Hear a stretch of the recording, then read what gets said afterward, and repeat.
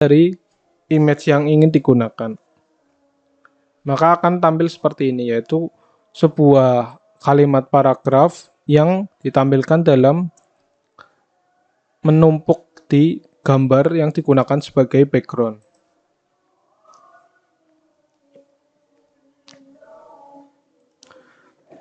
Nah, selanjutnya picture element.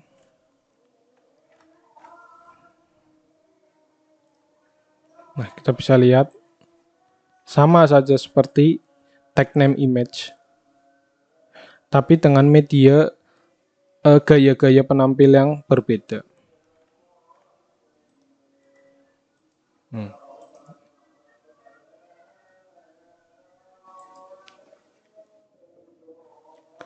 Selanjutnya ada HTML favicon. Nah, favicon itu apa? Favicon itu sebuah icon yang digunakan untuk menampilkan gambar sebuah website. Posisinya itu ada di tabulasi sebuah browser.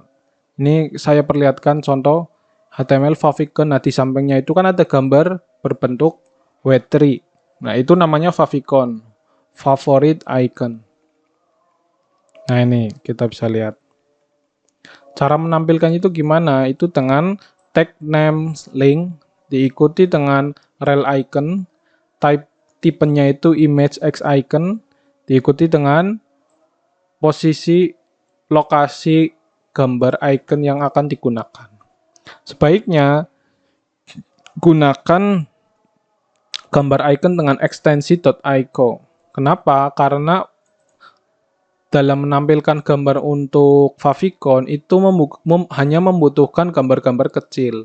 Jadi sebaiknya jangan gunakan gambar dengan ekstensi seperti PNG, JPG, JPEG. Itu jangan ya. Sebaiknya gunakan gambar dengan ekstensi .ico. Karena hanya membutuhkan gambar kecil. Nah, kita bisa lihat kode favicon itu bisa ditampilkan dalam browser. Nah, jika menggunakan browser Edge, nah itu bisa menampilkan gambar dengan ekstensi ico, PNG, GIF, JPEG, SVG. Demikian juga Chrome, Firefox, Opera, Safari. Ini juga bisa mendukung berbagai macam ekstensi. Selanjutnya ada page title. Nah, page title ini fungsinya untuk menampilkan judul dari sebuah halaman website yang sedang dibuka. Nah, kita bisa lihat di bagian atas, kiri atas, itu kan ada icon, kemudian diikuti HTML page title. Nah, ini merupakan yang namanya page title. Penulisannya itu dengan tag name title, yang posisinya ada di dalam tag name head. Ini akan dibaca browser sebagai sebuah title yang harus ditampilkan dalam tab browser.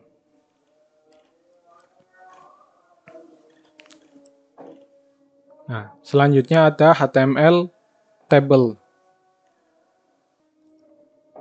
Nah, HTML table ini fungsinya untuk menampilkan tabel dalam sebuah website. Jadi nggak harus menampilkan tabel dalam bentuk gambar ya. Karena menampilkan tabel dalam bentuk kode dengan menggunakan kode itu lebih ringan untuk dibaca oleh sebuah browser. Caranya itu diawali dengan tag name tabel. Nah, diikuti dengan heading tabel. Heading tabel itu apa? Yaitu dengan kode TR atau tabel raw. Kemudian di dalamnya tabel raw itu mengindikasikan sebuah baris, mengindikasikan sebuah baris di mana isinya itu ada tabel heading.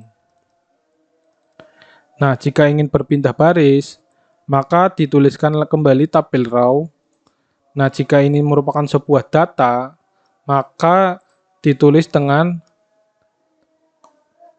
tag name itu TD atau tabel data. Demikian juga seterusnya. Jika dengan menggunakan HTML ini masih sangat sederhana untuk menampilkan sebuah tabel. Tapi jika ingin yang lebih expert lagi, itu bisa menggunakan framework HTML, CSS seperti Bootstrap. Nah, di sana penulisan kodenya itu lebih kompleks, ada tabel heading atau t-head, t-foot, t-body, dan lain sebagainya. Nah, dalam penulisan tabel HTML juga kita mengenal tabel border. Nah, tabel border ini mengacu pada penampil garis-garis tabelnya. Kita bisa lihat tabel tag name tabel, tag name th, dan td itu ingin kita tampilkan dalam sebuah border dengan ketebalan 1 pixel saja, sifatnya solid dan black.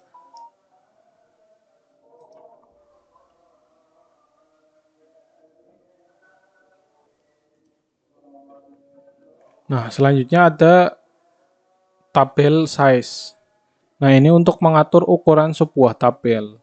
Cara menulisnya itu cukup menambahkan atribut style yang diikuti dengan properti dan value-nya. Nah, kita bisa lihat.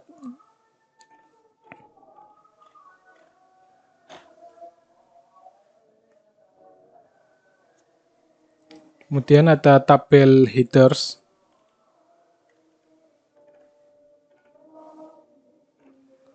Ini mengacu pada penampil pada tabel di bagian atasnya.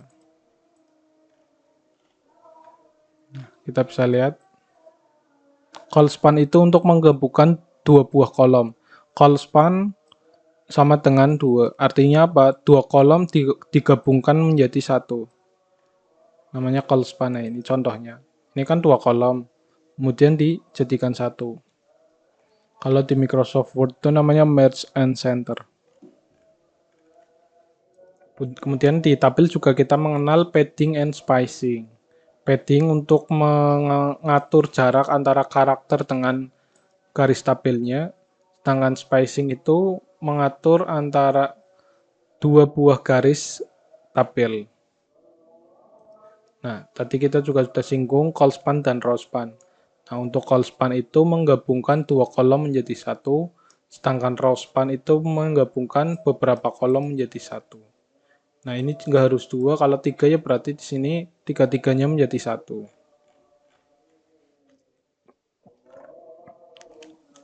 Selain itu juga ada tabel styling. Nah, kita bisa lihat mengatur gaya tampilan sebuah tabel HTML. Semuanya ditambahkan ke dalam tag style, tag name style, atau atribut style dengan diikuti properti dan value-nya. Ini semua nggak harus dihafalkan, cukup dipahami, minimal pernah mendengar, sehingga ketika suatu saat butuh, kita bisa membuka tutorialnya di lain waktu. Ada juga tabel call group atau kolom yang disatukan. Nah, kita bisa lihat contoh-contohnya. Nah, selanjutnya kita belajar tentang HTML list. HTML list itu untuk menampilkan sebuah konten, ini contohnya. Nah, list kan bisa bullet, bisa juga numbering. Nah, jika ingin menampilkan bullet, maka membutuhkan penulisan kode seperti ini. UL, kemudian diikuti dengan LI. Nah, jika ingin berupa numbering, maka UL-nya itu diganti OL. Kemudian diikuti dengan LI. Intinya ini merupakan semacam style yang ada di Microsoft Word itu kan namanya bullet and numbering. Nah, itu kalau di kode HTML itu pakainya kode seperti ini. Kita bisa lihat ada juga DL dan DT. Jika ingin menampilkan yang tanpa icon ya.